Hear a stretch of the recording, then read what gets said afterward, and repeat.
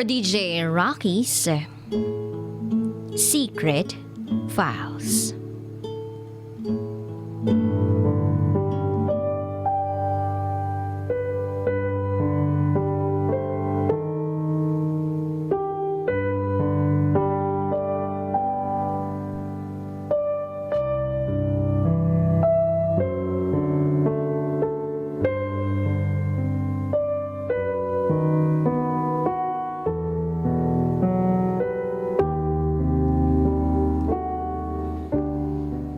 Nagulat ako.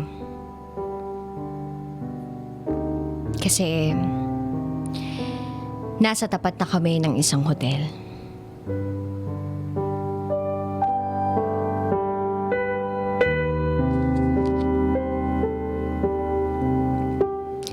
Itago niyo na lang po ako sa pangalang Angel.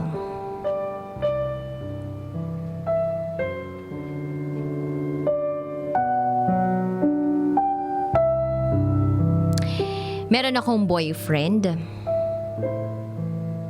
Kilala siya ng parents ko. At alam din ng mga kapatid ko na siya yung boyfriend ko.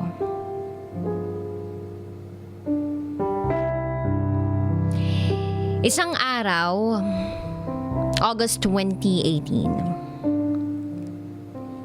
Off ko nun sa trabaho. Niyaya niya akong lumabas. May pupuntahan daw kami. Kaya tinawagan ko ang parents ko na magde-date nga daw kami nito ni Anton.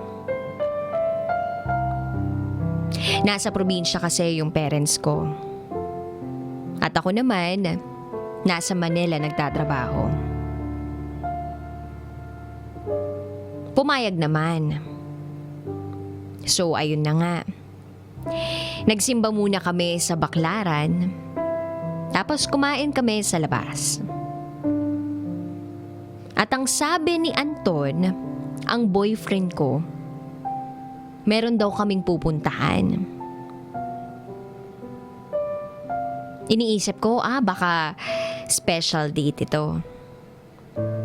Sumunod na lang ako sa kanya. Hanggang sa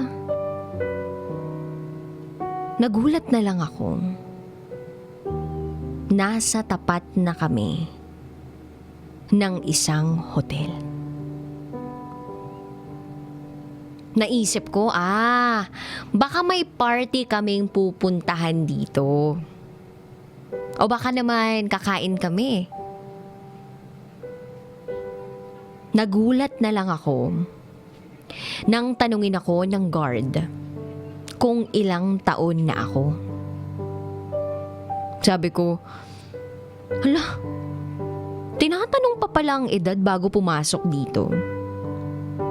Usually kasi, yung mga napuntahan ko ng hotel, merong party, tapos merong swimming pool.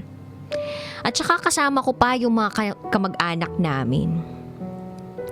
Hindi kagaya ng hotel na pinuntahan namin. Kaya ang sabi ko sa guard, 24 years old na po ako. At ayaw pang maniwala ng guard. Hinanapan pa ako ng ID. O hinahanapan pa ako ng makapagsasabi na papeles o ID na 24 na ako. Buti na lang, meron akong dalang ID sa wallet ko. Hanggang sa nakapasok na kami sa hotel na to. Bumulong pa sa akin si Anton. Mukha ka kasing bata.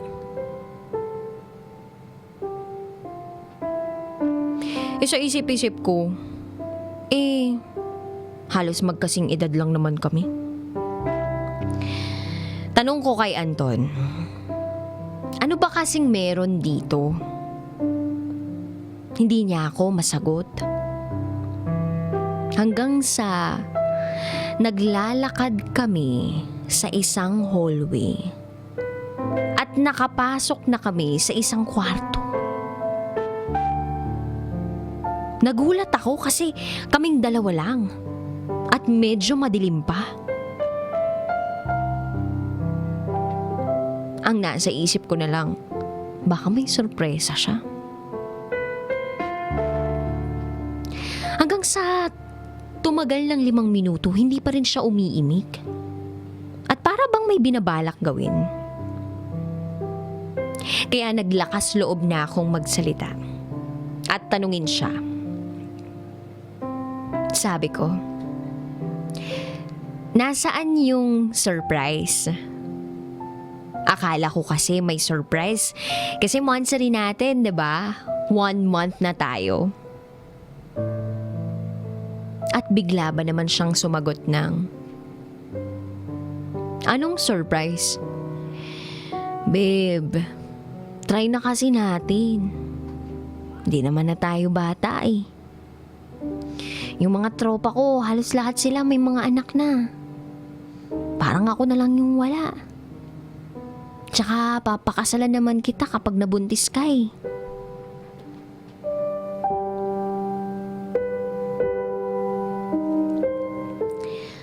Lahat ng yun sinabi niya sa akin. Sabi ko sa kanya, Hala siya, di ba sinabi ko naman sa'yo na saka na to pagkasal na tayo?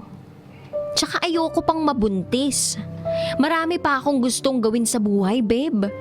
Gusto ko pang matulungan yung parents ko. Gusto ko pang matulungan yung kapatid ko sa pag-aaral. Eto lang ba talaga yung gusto mo? Kung mahal mo talaga ako, re-respetuhin mo naman yung gusto ko. Lakas ng loob mong dalhin ako dito ah.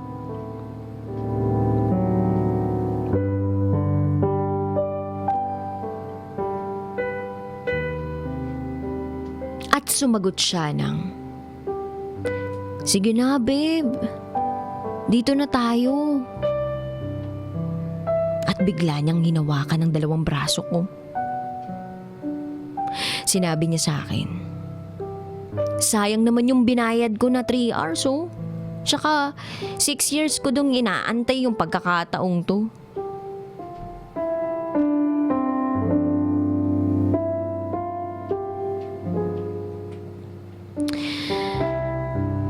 Sa isip ko nun,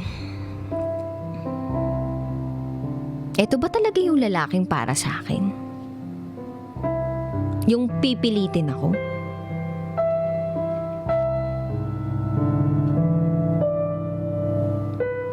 Kaya ang sagot ko sa kanya,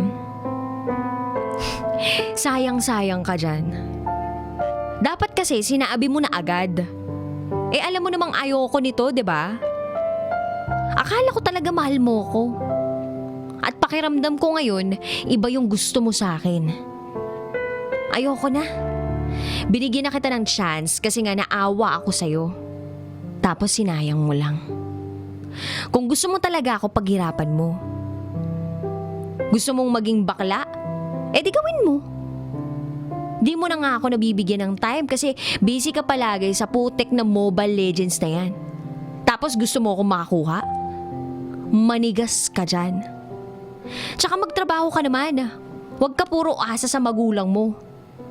And don't worry, hindi ko sasabihin sa parents ko ang dahilan kung bakit tayo nag-break. Pagkatapos kong sabihin yun, nag-walk out na ako. Iniwan ko siya doon sa hotel na yun. Simula nun, hindi ko na siya kinakausap. Hindi ko na rin siya nire-replyan sa chat. Bahala siya sa buhay niya. Buti na lang talaga hindi pa ako masyadong attached sa kanya. Pero hanggang ngayon, kinukumusta niya pa rin ako. Pero dinededma ko lang siya. Kasalanan din naman niya eh.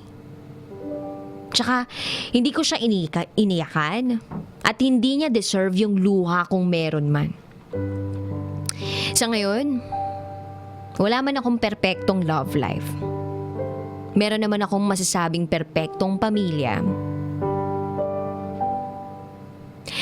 At meron din akong best friend.